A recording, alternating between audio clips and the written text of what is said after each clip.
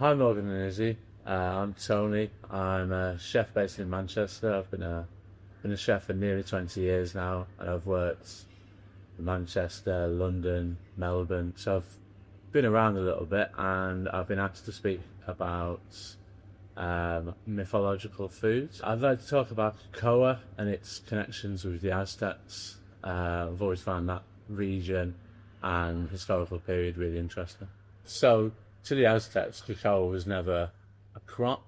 It was a bridge between the gods and the people. It was seen as a gift from Quetzal. So Quetzal was the feathered serpent god of the Aztecs, but there was lots of other gods, and the fact that he gave it to the people made the rest of the gods very angry. It was given to the people to make them wiser and stronger, but the Aztecs treated it as a sacrificial substance.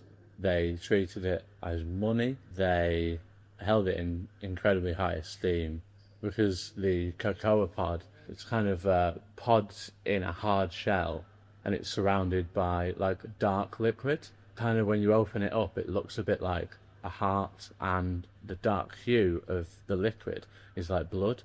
So they saw it very much like the heart and blood of people.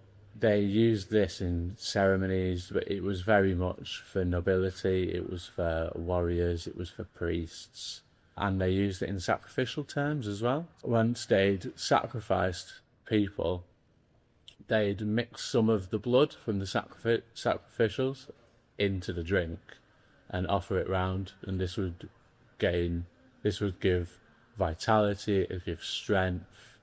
They'd give it to people that was destined to be sacrificed as well. In Tenochtitlan, which is a month-long festival that they basically did most of their sacrificial stuff, it was a symbol of immense power. Cacao was restricted primarily to the elite nobility, priests, and decorated warriors. Emperor Moctezuma II was famously said to consume up to 50 golden goblets of frothy cocoa daily. Unlike the sweet bars of today, Aztecs used chocolate was bitter and cold, spiked with chili peppers, vanilla and flower petals. Traditionally, they used it as ground up, and then they added hot water from a height, which made it frothy. They added lots of spices, they added coca leaves, honey to it sometimes to keep it sweeter, vanilla. So if you just have cocoa just on its own, brewed like that, yeah, it's incredibly bitter. It's a really strong flavour. They put cocoa leaves, which would give like mild stimulation, hallucinogenic. They basically throw a lot of different stuff in it, and they drink a lot of it. To them, it was religious. It was mythological. It was their belief that it was a gift from the gods. Cocoa's value was so absolute, it was literally became currency. They didn't have traditional currency like we do now.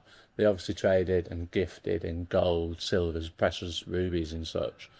But standard day-to-day, people were trading cocoa pods in markets. There's references saying 100 beans could buy you a live turkey. 1 bean could buy you a fresh avocado.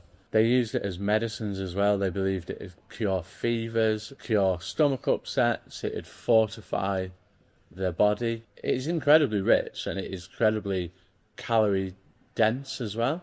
So even if people are breaking it down and then adding hot water and spices, all the liquids, all the hydration, all the vitamins and dense calories in the cocoa would have been really important for people. People would have seen a lasting difference to their illnesses.